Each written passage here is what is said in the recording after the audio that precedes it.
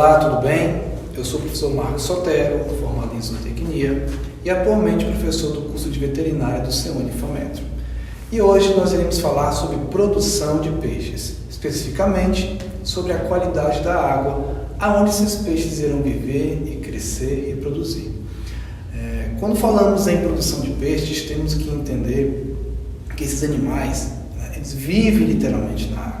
A água deve ser de suma importância para que ele possa expressar todo o seu potencial de crescimento. Para isso, temos que ter alguns conhecimentos básicos sobre os parâmetros físicos da água e sobre os parâmetros químicos da água. Na aula de hoje, iremos falar especificamente sobre os parâmetros físicos da água, que são temperatura, cor, turbidez e transparência. Tudo bem? Iniciando, temos que falar sobre como que o parâmetro de temperatura vai afetar a qualidade e a vida dos peixes. Esse parâmetro é um parâmetro ao qual nós não podemos controlar tanto, principalmente quando falamos em produção de peixes em viveiros abertos. Afinal de contas, temos uma área de 1 hectare, meio hectare de água, tornando ao produtor impossível controlar a temperatura. Porém, temos que medir essa temperatura e entender como que ela vai afetar diretamente o metabolismo do peixe. Nossos peixes são espécies piscinotérmicas, logo a sua temperatura, o seu metabolismo depende diretamente dessa temperatura. Quando estamos tratando de peixes amazônicos, temos que entender que os nossos peixes estão acostumados a viver uma temperatura de 28 graus, 29 graus, 30 graus. Logo, essa é a temperatura de conforto térmico para esses animais e, consequentemente, temos que mantê-lo assim. Em que momento essa temperatura pode mudar e prejudicar os nossos peixes? Principalmente nas épocas chuvosas, nas épocas nubladas, que essa temperatura pode baixar 26, 25 graus e, consequentemente, traz uma consequência muito grande, principalmente como a queda do metabolismo desse peixe, o corte, do consumo de ração por esse peixe. Logo, nós temos que instruir o produtor que deve ser realizado o corte dessa ração nesses dias onde as temperaturas se encontram abaixo da zona de conforto ideal. Para isso, a aferição dessa temperatura ela é primordial. Então, semanalmente ou diariamente, dependendo da temperatura, iremos sempre avaliar a temperatura dessa água e, caso tenhamos uma temperatura muito baixa, não iremos alimentar nossos peixes, porque essa ração não vai ser consumida em sua totalidade pelos peixes e, consequentemente, pode vir a prejudicar a qualidade da água. Além disso, se essa temperatura permanecer por longos períodos, iremos começar a realizar um arraçoamento, pensando em dar 50% a 60% do total de ração que nós iríamos disponibilizar até que essa temperatura se normalize. Nós iremos voltar a dar a totalidade dessa ração. Alguns sinais do peixe podem nos indicar que ele se encontra fora de uma zona de conforto térmico, como a perda de apetite, a perda de equilíbrio, a mortalidade aguda, principalmente de peixes pequenos de alevinos. Alevinos são os peixes nas suas fases iniciais, ao qual não suportam tanta variação de temperatura.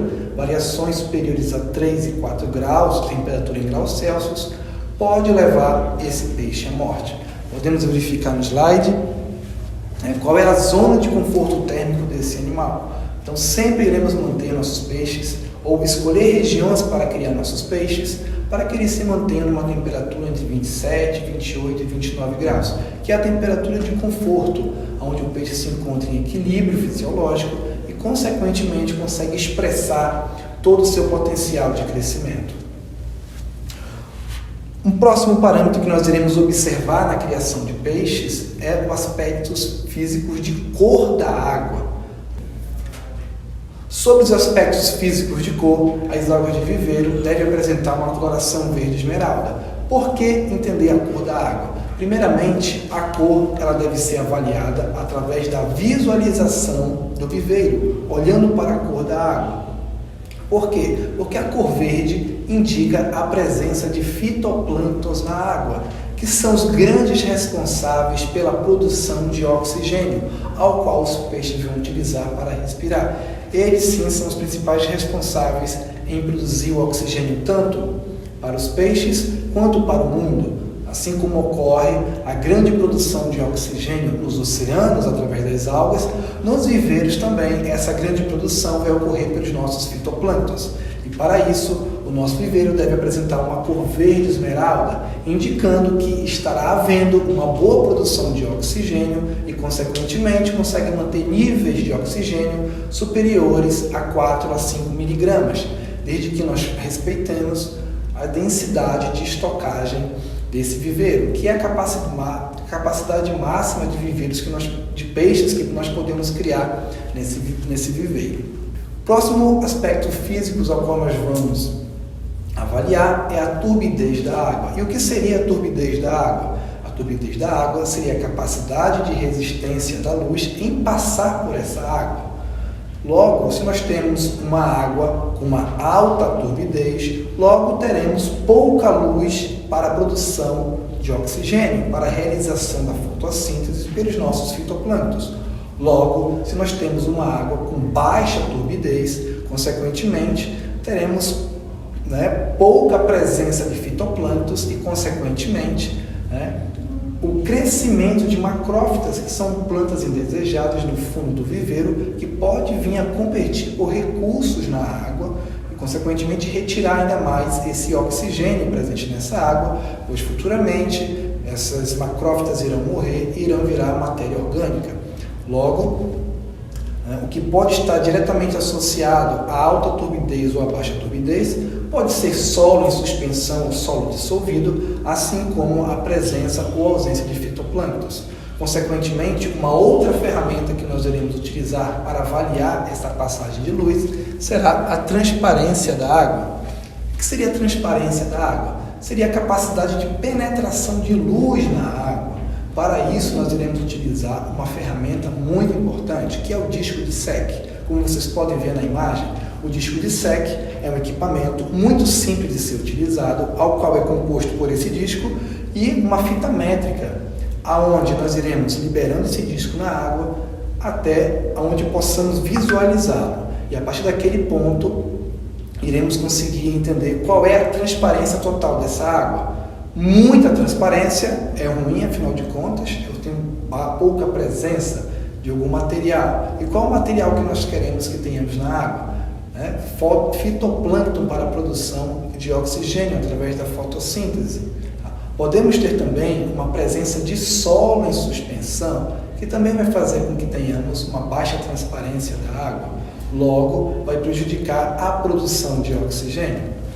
Então, podemos observar nesse quadro em que a transparência ideal que nós queremos ter no nosso viveiro varia entre 30 a 45 centímetros de transparência para que possamos ter a máxima produção de oxigênio. Por outro lado, se temos um viveiro com uma baixa transparência, ou seja, com uma transparência inferior a 20 centímetros, nós vamos ter baixa produção de oxigênio. E qual é a causa dessa baixa transparência? Ou pode ser excesso de solo, ou pode ser excesso de fitoplânctons.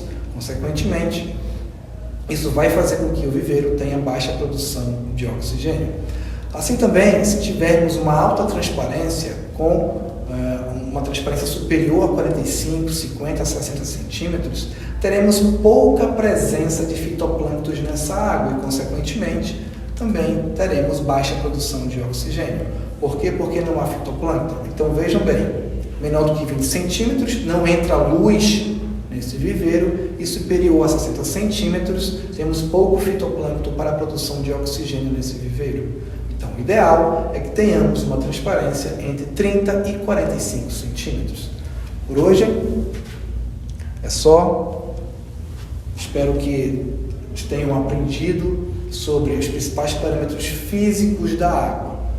No próximo aulão, iremos falar também sobre os parâmetros químicos da água, ao qual iremos fechar sobre os principais parâmetros químicos e físicos da água, tão importantes para a produção de peixes na Amazônia. Muito obrigado!